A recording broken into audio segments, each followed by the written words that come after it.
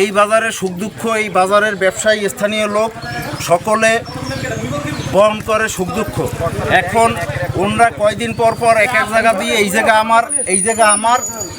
আমি সংক্ষেপে বলতে চাই, গণ অধিকার পরিষদের যারা ঊর্ধ্বতন পদে যারা আছে তাদের দৃষ্টি আকর্ষণ করছি, আপনাদের দলের নাম ভাঙ্গাইয়া এই মান্না এযাবৎ মার্কা একটাও বাদ দেয় নাই, দানের শীষ সহ।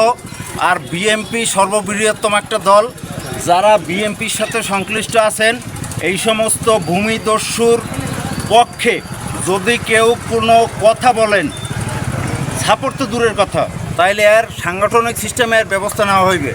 এবং সুমন মঞ্জু সাহেব আমাদের এই ভান্ডারিয়া 2 আসনের বর্তমান সংসদ সদস্য, উনি একবারে স্পষ্ট বলছে যে কারো পৈতৃক সম্পত্তি, কোনো বাজারে, ধর্মীয় কোনো প্রতিষ্ঠানে কোনো চাঁদাবাজি কোনো কিছু চলবে না। আসসালামু আলাইকুম। আজকের এই মানববন্ধন সেনারহাট বাজার এই তাফসির মাঠ সংক্রান্ত কিছু কথা, যার বিরুদ্ধে আজকের এই মানববন্ধন।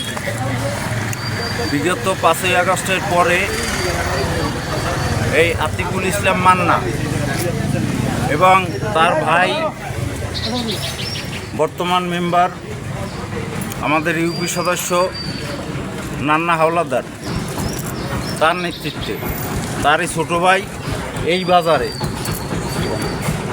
এই ঘরটি আওয়ামী লীগের সময় আমাদের বর্তমান বিজয়ী ইউনিয়ন পরিষদের চেয়ারম্যান, উনি এই ঘরটি করার এক পর্যায়ে, মান্না তখন বিদেশ থাকতো সৌদি আরব, হঠাৎ করে আসিয়া উনি গণ অধিকার করে এক পর্যায়ে এই ঘরটি, ও একটা ছোট ঘর যেটা গুগলে দেখবেন, মূল যে সংক্ষেপে বলি, এই টোটাল বাজারটা একটা সরকারি সম্পত্তি, একের এক ক্ষতি এনে আছে।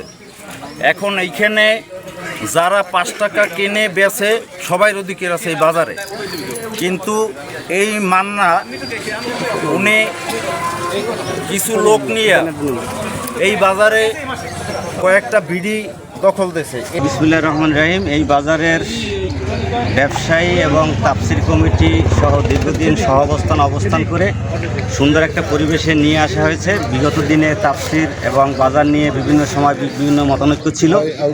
ইতিমধ্যে আমাদের নতুন তাফসির একটা কমিটি হয়েছে, যেটা এলাকার গণ্যমান্য এবং সর্বজন শিক্ষিত লোকেরাই স্বীকৃতি দিয়েছেন।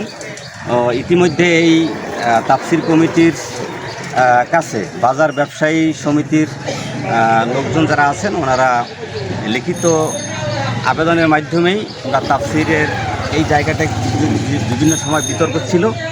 তো এখন ওনারা তাফসিরে এই জমিটাকে এবং এই জায়গাটাকে সকলের সম্মতিক্রমে বরাদ্দ দিয়েছেন। তো সেক্ষেত্রে যদি কেউ এখানে হস্তক্ষেপ করে, আমি মনে করি এটা অত্যন্ত অমূলক এবং অগ্রহণযোগ্য। সকলের সাথেই আমি যারা এই বিতর্ক করতে চান, আমি তাদেরকে আহ্বান করব এই আজকের এই মানববন্ধনের মাধ্যমে, যে তারা যেন বিশেষ করে ধর্মীয় একটা প্রতিষ্ঠান হচ্ছে তাফসির, এই তাফসিরটাকে আমরা যেন বিতর্কিত না করি,